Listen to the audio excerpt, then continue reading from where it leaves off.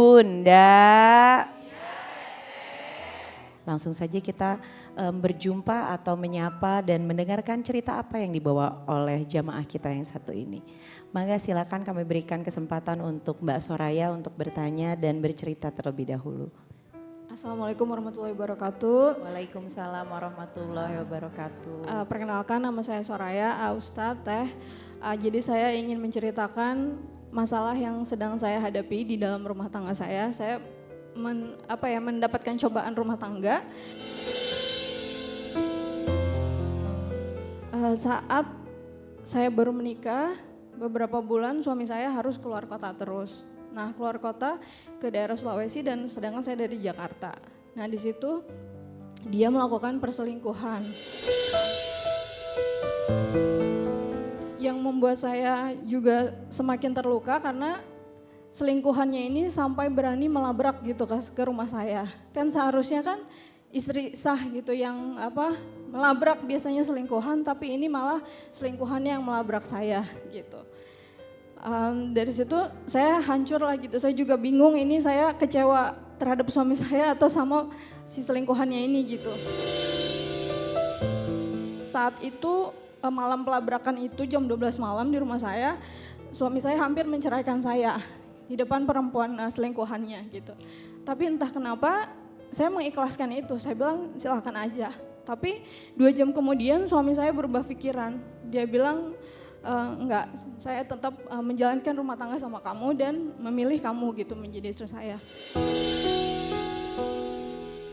Ya saya menerima karena dia langsung sholat tobat gitu, dia langsung meminta maaf lah gitu, bersungguh-sungguh saya melihatnya, oh ya sudah saya ikhlas untuk menerima lagi gitu dan mencoba menjalankan rumah tangga kita lagi. Tapi setelah itu sampai hari ini udah lebih dari 1 tahun masih ada luka gitu, trauma luka di hati saya gitu, dihianatin. Walaupun suami saya sudah berubah ya, maksudnya berperilakunya juga sudah tidak ada nih kasus lagi lah ya, insya Allah gitu. Tapi saya menjadi overprotective, overthinking gitu karena sudah lebih dari 1 tahun saya bertemu di mall sama suami saya, si selingkuhannya ini menyerang suami saya gitu dan suami saya enggak membalas sama sekali dan enggak menggubris gitu. Jadi saya pikir ini selingkuhannya masih mengejar terus gitu suami saya Pak Ustadz. Jadi saya overthinking, saya jadi overprotective banget sama suami saya. Jadi saya kemana-mana jadi nempel terus gitu sekarang.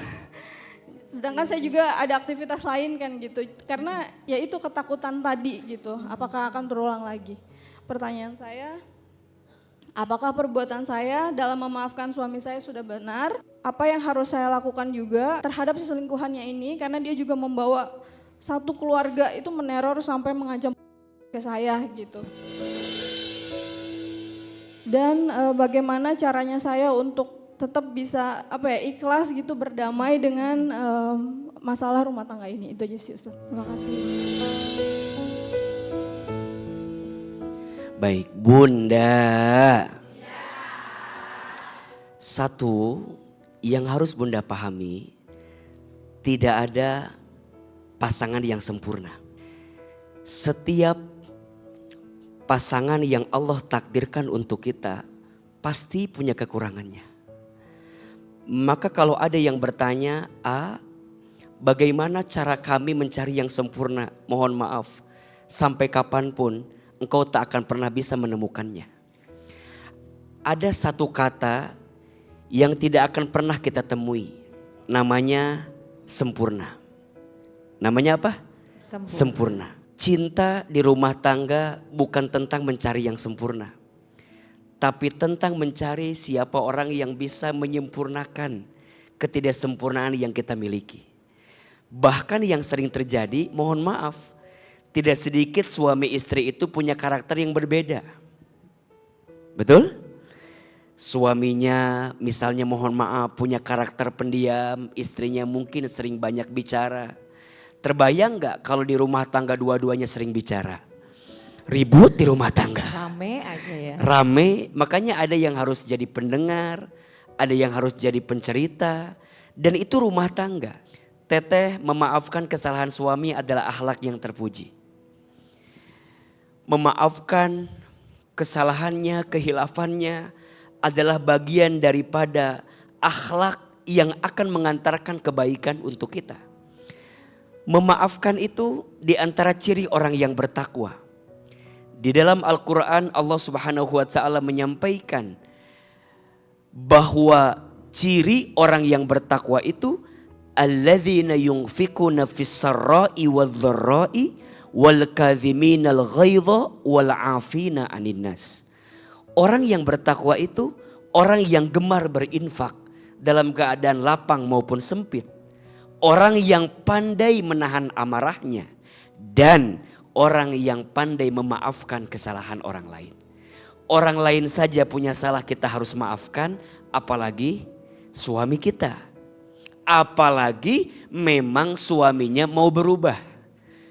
Apalagi kalau suaminya mau memperbaiki diri. Maka bunda sayang, kalau bunda punya suami, punya pasangan, dia pernah berbuat salah dan dia komitmen ingin berubah dan mau memperbaiki diri, sebaiknya ruang di hati untuk memaafkan harus lebih luas daripada membenci dan menyelesaikan semuanya. Maka bunda sayang, belajar mencintai seseorang dengan keikhlasan. Jangan mencintai seseorang seperti engkau menggenggam pasir. Semakin engkau genggam pasirnya, semakin engkau tak mendapatkan pasirnya. Betul gak? Makanya pentinglah punya sikap ikhlas di hati kita. Maka Allah mengajarkan kita tidak perlu risau, tidak perlu galau, tidak perlu resah gelisah dengan apa yang tidak engkau ketahui. Cukuplah Allah yang menjadi saksi atas semua yang engkau lakukan. Maka semua yang sedang khawatir dengan suaminya, belajar lebih ikhlas. Ada Allah yang mengawasinya, betul? Allah Al-Hafiz, Allah yang maha menjaga. Allah As-Sami', Allah yang maha mendengar. Allah Al-Basir, Allah yang maha melihat. Cukuplah Allah yang menjadi penolong kita. Cukuplah Allah yang menguatkan kita. Insya Allah apa yang ditakdirkan untukmu tak akan pernah pergi darimu. Amin. Dan apa yang tidak ditakdirkan untukmu tak akan pernah menjadi milikmu. Semoga Allah menjaga semua di antara kita dengan segala kebaikannya. Dan Allah menjaga pasangan kita dimanapun dia berada. Amin ya Rabbal Alamin. Yang sering bikin aku nangis itu adalah di saat aku taunya perselingkuhan ini dari selingkuhannya itu sendiri gitu. Sempet ada hal yang aneh gitu, misalnya biasanya dia tidur jam 2 malam, tapi karena dia di Sulawesi ini di daerah tambang di site, jadi dia kadang jam 11 sudah nggak bisa dihubungin kayak gitu. Perasaan aku sih terluka ya, terus merasa terhianatin, merasa dibohongin gitu, dimana aku menjaga diri aku, kok dia bisa melakukan itu gitu sih. Aku lebih terluka di situ sih, dihianatinnya. Aku nggak bisa terus-terusan 24 jam melihat sama suami aku terus gitu di situ. Tadi Ustadz bilang bahwa ya sudah, kalau memang itu jodoh kamu kan dia juga akan bersama kamu terus, dan serahkan sama Allah yang menjaga dia gitu. Itu membuat aku benar-benar lega gitu, lebih tenang bahwa oke, mungkin aku nggak se-over protective dan overthinking yang sebelum aku mengikuti kajian Ustadz gitu.